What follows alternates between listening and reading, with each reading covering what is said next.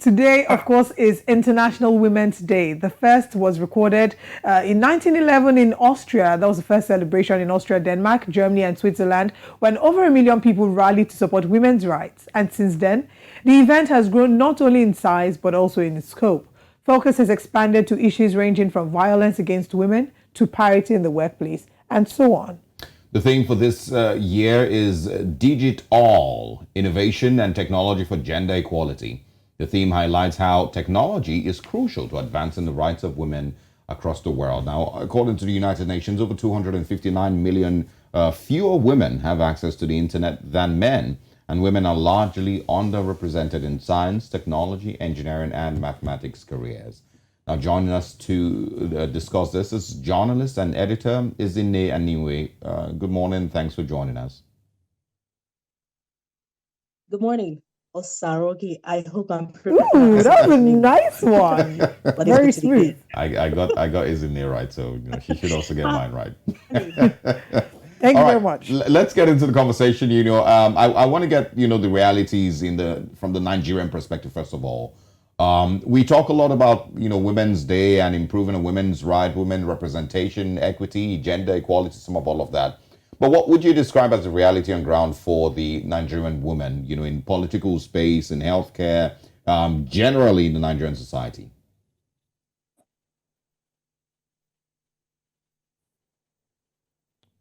Okay. I'll start with women in journalism because I believe that's the focus this morning. I had a conversation with a few of my friends in journalism yesterday night, and the things that stand out as a challenge, as a threat for women to practice or to stretch beyond their boundaries. And I also heard about the case of violence. It's still something that we deal with as women in the media space. And you talk of that in terms of limiting women from aspiring to certain positions in the media.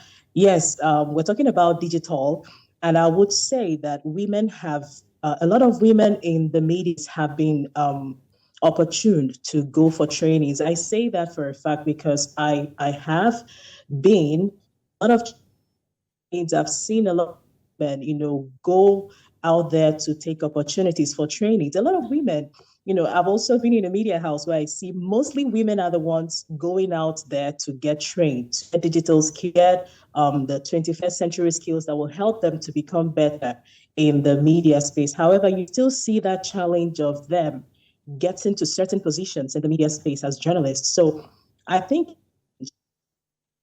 we still need that cultural ingrained thought that she's a woman, can she really do so much? Or perhaps she gets married at a certain point and she's able to give 100% on certain roles. But I think it's a thing of the mind that we need to start addressing. I say that because I also recall a female friend of mine who works in Dream FM in Nugu, Chima by the name, and she got pregnant twice, and she delivered twice, and she was still in the hospital thing millions organization. So it's possible that as women, we cannot be limited by our biological makeup. So in that conversation areas, and to know that women get the the necessary skills and they should be given the opportunity to lead in certain. And that's a very important point that you mentioned there. Thank you for, the example that you shared with Chioma. It's a very important example because this year, even as we talk about embracing equity, what that would look like in that situation or in several other situations would be that their advocacy for men to also be given leave to go home and take care of their kids when they've just had a new child, because that then lifts the pressure which is currently solely on women, pressure to, raise the child, the newborn, to provide emotional and physical support. So I'd like us to talk about some of the ways in which we can make adjustments. So maybe we can first start by questioning what are some of the stereotypes that women have to deal with on a day-to-day encounter. And it can be some flimsy comments. You did mention, you made reference to marriage, right? So what are some of the stereotypes that women have to deal with? And what are some of the adjustments that we need to make as individuals and maybe on the corporate level and on the global level as well? Well, motherhood is one. Of course, we have a lot of in the as journalists. So, that the excuse of the monthly menstrual cycle that we go through can also come up as, a challenge for women. But it's not. I see a lot of people, fight through it. Some people have to take pills. Some people have to go to hospital, and it's like, you know, owning push through it, and you still make things happen. So these are things that are biologically there, but they have not been threats for women, so to say. But for the married ones, like I said, some example I did earlier, some men can start supporting, like you rightly all you can start also giving men that leave to for the women who are working. It's very tough, I can tell you. I'm not married myself, but I still live with some of my friends who are. So I understand the struggles and the challenges, and they keep pushing to make it 100% at work, even if they're not there. But there is that effort, to still be very relevant. Things happen even when they're not physically present because they gave birth. So I think one of the things we can also start doing in changing our minds and the women is, as husbands, be there to take up some roles.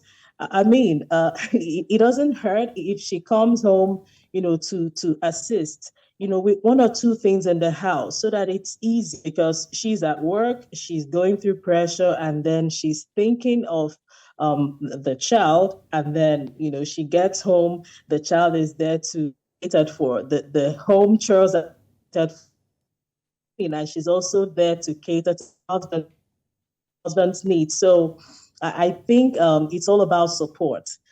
From the husband, it's all about support from the society, from the men at the workplace. It's all about understanding and support, and knowing that women can still do these things. We are equipped.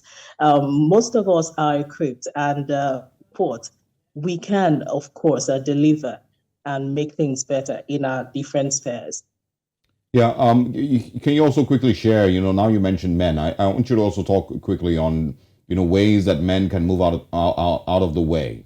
And allow more women to fill in certain spaces. There's some religious, tribal, whatever other reasons that men always have given themselves, and has of course led to seemingly blockage of those spaces for women to fill in. So, in what ways do you think that men should move out the way so women can, of Okay. course, take certain responsibilities?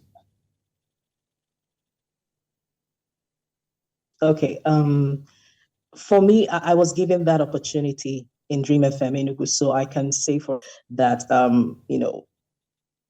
had to see that I had the capacity, I had the training, the skill. So I was, given that opportunity to prove myself. And I did.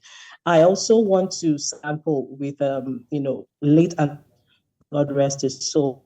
I know the story because it's someone who is very close to me. How he, as manager of a radio station, he gave that opportunity. Saw a woman and go to her. He always made mention of that story. Lifetime, Princess Chinyere, she said she should go and open up a branch, of the radio station. Where, he had he wasn't looking at her as a woman. He had the necessary skills.